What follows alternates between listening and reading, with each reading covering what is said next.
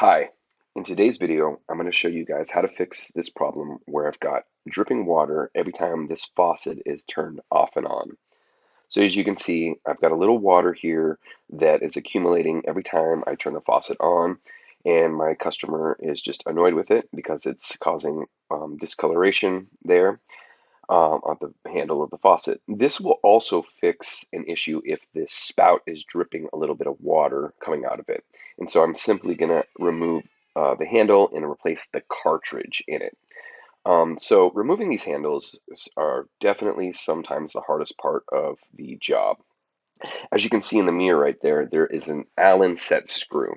So I'm going to grab my Allen wrenches and remove the set screw and try and remove the handle with that bottom flange. Sometimes there's no set screw and you have to just kind of wiggle it off and pull it off the handle. In this case, we've got a set screw, obviously. So let's go ahead and remove that.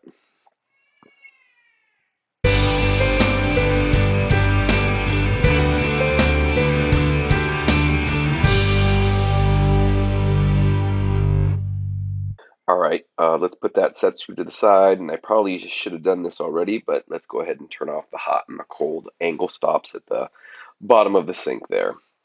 Now this takes a little time. I'm just gonna simply move it back and forth and shake it, wiggle it, tap it with something, and just try and get this thing off here. It's just frozen in there with calcium, mineral deposits, and whatnot.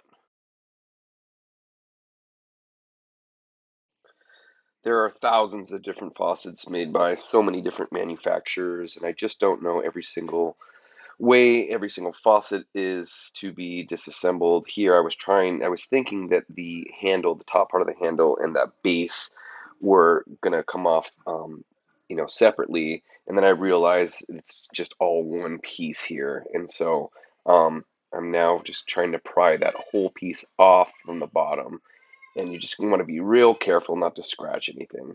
As you can see, the whole thing is now free, and we have access to the cartridge.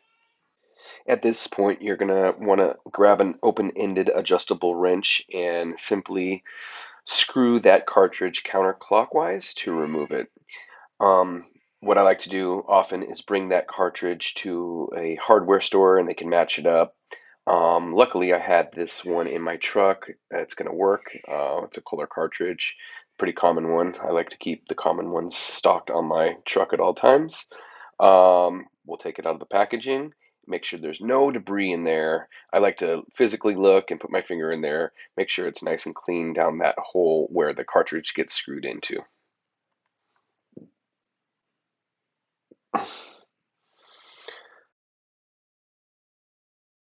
Once it's nice and clean, grab your new cartridge and we're going to simply thread it in. What I like to do first is close it. Make sure it's in the closed position. That way my handles can line up properly, especially if they're like lever handles. And then simply thread that in clockwise, real tight into position there. Sometimes you're going to have to back it up underneath the sink if it's moving at the where the cartridge gets screwed into in the bottom there. You'll have to back it up, or another person can help. Turn the water on, and before I put the handles trim back on, I like to test for leaks. So I'll get it all dried up there, and once it's that cartridge is nice and tight and screwed in there, water on, turn it off and on a couple of times. Test for leaks in this area. It's harder, obviously, to test with the handles back on. All right, so now it's time to get the trim back on, and we're simply going to put the handle and make it look real nice at the the proper position, and then thread that Allen screw back into place, turning that clockwise, and then testing again, making sure that bottom doesn't move. It's nice and tight in there, and that is it. Thanks, guys. Please subscribe.